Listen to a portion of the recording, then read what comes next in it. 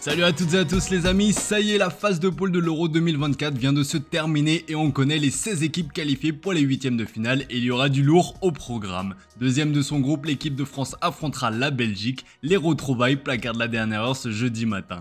Comme les Français et les Belges ont terminé sur un match nul 0-0 face à l'Ukraine éliminée, une qualification évitée de justesse grâce à Castells comme le relaye la Gazette van Antwerpen. Si ce choc a des airs de revanche après la demi-finale perdue des Belges en Coupe du Monde 2018, ce sera surtout un choc entre deux grandes nations en grande difficulté. La presse belge n'est pas tendre avec ses joueurs qui a vu une équipe sans courage, une solidarité abîmée peut-on lire. Après le coup de sifflet de la rencontre, Kevin De Bruyne et les siens sont partis saluer leurs supporters et ces derniers ont alors été accueillis par une bronca. Face à cette réaction, le capitaine KDB a craqué et a demandé avec des grands gestes à ses troupes de rebrousser le chemin. Un comportement qui choque les joueurs à l'instar de Vertonghen. On ne comprend pas la réaction des fans, c'est décevant. Nous sommes allés au vestiaire parce que nous ne pensons pas que les sifflets soient normaux. Carrasco a aussi été très déçu de la part de ses supporters. J'ai été un des premiers à m'approcher car j'étais content du classement. Oui, il y a de la déception à ne pas gagner, mais être sifflé après m'être qualifié, c'est la première fois que ça m'arrive.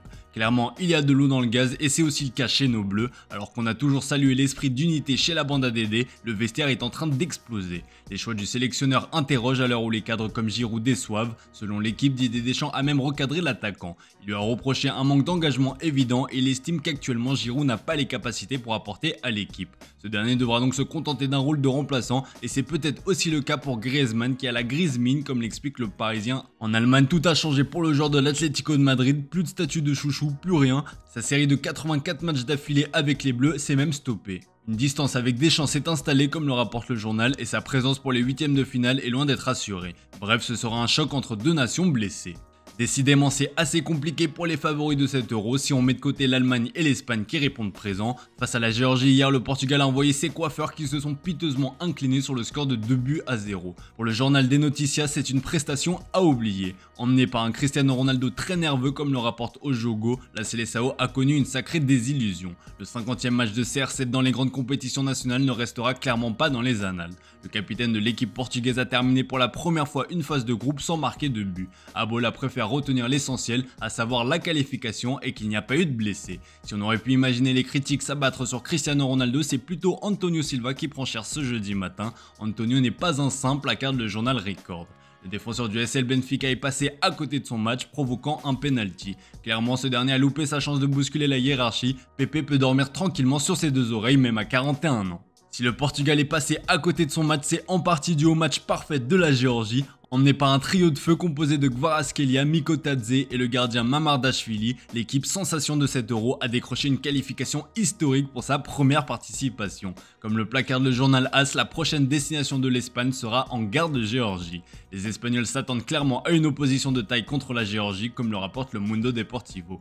Bien que ce soit une équipe inexpérimentée, elle compte de nombreux talents. Une chose est sûre, l'Europe se régale à voir jouer Kvara et les siens. La Géorgie sur un nuage, écrit l'équipe dans ses pages intérieures. Le Corriere dello Sport met en avant la performance stellaire de Kvara, à l'heure où ce dernier affole les rumeurs. Si les décideurs parisiens hésitent à mettre le paquet sur lui, sa masterclass hier a probablement convaincu ces derniers. Et si le joueur a ouvert la porte au PSG, Antonio Conte fera tout ce qui est en son pouvoir pour le garder. Je décide, placarde le Corriere dello Sport sur sa une. Il était présent en conférence de presse hier à l'occasion de sa présentation officielle et le coach italien a assuré compter sur sa star et a même déjà imaginé un système dans lequel ce dernier pourrait exprimer au mieux son talent. Dans l'autre match du groupe, c'est la Turquie qui a décroché la deuxième place après sa victoire sur le fil 2-1 face à la République tchèque hier. On continue, se réjouit le journal Milliyet. À 10 contre 11 pendant 70 minutes, les Turcs ont dû attendre la toute dernière offensive pour mettre un terme au suspense. On retrouve la joie des joueurs sur la une du Riet ou encore de photomatch comme vous pouvez le voir. La Tchéquie n'a pas démérité, loin de là, ces derniers ont tout donné dans la bataille, dominant même sur la fin,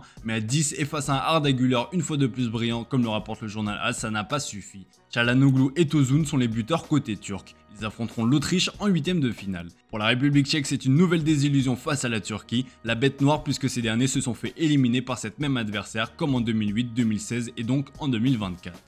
Allez, on ferme ce chapitre euro et on termine avec un peu de mercato du côté du FC Barcelone. Alors que le club catalan cherche toujours à se renforcer, il doit aussi penser à conserver ses cadres. Et comme le placarde le journal Sport, l'alarme a été tirée pour Ronald Araujo. Sous contrat jusqu'en 2026, le défenseur uruguayen attise les convoitises. Au Barça, l'incertitude est maximale car on estime que Manchester United met beaucoup de pression ces dernières heures avec l'intention de convaincre le joueur avec un salaire qui doublerait pratiquement comparé à ce qu'il peut gagner en Catalogne. Le Barça exhorte le joueur à renouveler avant juillet, sauf que pour le moment les deux parties ne s'entendent pas d'un point de vue financier. Dans le sens des arrivées, l'équipe entraînée par Hansi Flick est fixée pour Joshua Kimmich. Comme le rapporte le Mundo Deportivo, le Bayern Munich désespère à l'idée de le voir prolonger. Du coup, ces derniers ne souhaitant pas revivre l'épisode Lewandowski a donc fixé son prix entre 30 et 40 millions d'euros. Chez le voisin madrilène, la direction a pris une grosse décision. Alors que Modric sera libre dans 3 jours, le Real Madrid lui a envoyé un sacré signal. Comme le rapporte AS dans ses pages intérieures, c'est le Croate qui sera désigné futur capitaine des Merengues après le départ de Nacho. On imagine donc que le Ballon d'Or va poursuivre dans la capitale espagnole. À préciser toutefois que s'il reste, ce dernier ne semble pas parti pour être titulaire. Affaire à suivre. Voilà les amis, c'est tout pour ce matin. Merci pour votre fidélité, excellente journée à vous. Comme d'hab, on se retrouve en fin d'après-midi pour le traditionnel JT Foot Mercato.